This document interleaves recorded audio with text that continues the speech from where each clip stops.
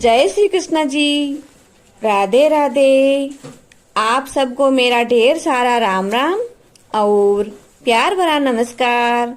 आज मैं आपको कार्तिक मास कृष्ण पक्ष त्रयोदशी यानी धनतेरस की कथा सुना रही हूँ। धनतेरस की इस कथा को आप बड़े ध्यान पूर्वक सुने, क्योंकि कहा जाता है कि धनतेरस की कथा सुनने और एक यम दीप जलाने से अकाल मृत्यु नहीं होती है।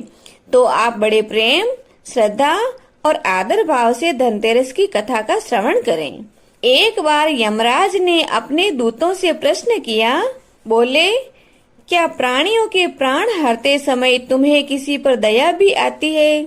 यमदेव की ऐसी बात सुनकर यमदूत संकोच में पड़कर बोले कि नहीं महाराज, हम तो आपकी आज्ञा का पालन करते हैं, हमें भला दया भाव से क्या प्रयोजन।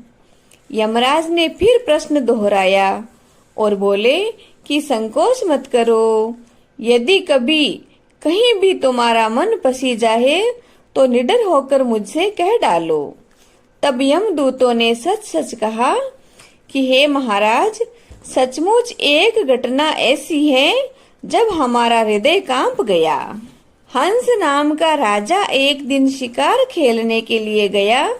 वह जंगल में साथियों से बिछुड़कर भटक गया और दूसरे राजा की सीमा में चला गया।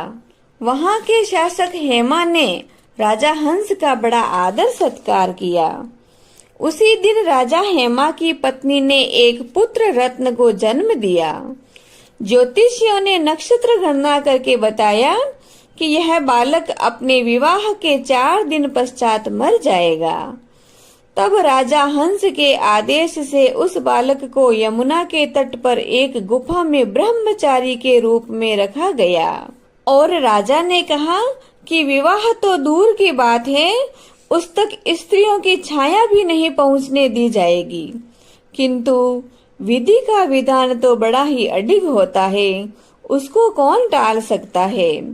संयोगात एक दिन राजा हंस की राजकुमारी यमुना के तट पर निकल गई और उसने उस ब्रह्मचारी बालक से मिलकर गंधर्व विवाह कर लिया।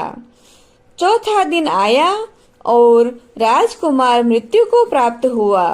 उस नव परिणीता का करुण विलाप सुनकर हमारा हृदय कांप गया। ऐसी सुंदर जोड़ी हमने उससे पहले कभी नहीं देखी थी। वे दोनों कामदेव तथा रति से कम न थे। इस युवक को कालग्रस्त करते समय हमारे अश्रु भी नहीं थम पाए थे। यमराज ने द्रवित होकर कहा कि तब क्या किया जाए। विधि के विधान की मर्यादा हेतु हमें ऐसा अप्रिय कार्य करना पड़ा। तब दूत के पूछने पर यमराज ने अकाल मृत्यु से बचने का उपाय बताते हुए कहा कि धनतेरस के पूजन एवं दीपदान को विधि पूर्ण करने से अकाल मृत्यु से छुटकारा मिलता है। जहाँ जहाँ जिस जिस घर में यह पूजन होता है, वहाँ अकाल मृत्यु का भय पास नहीं भटकता।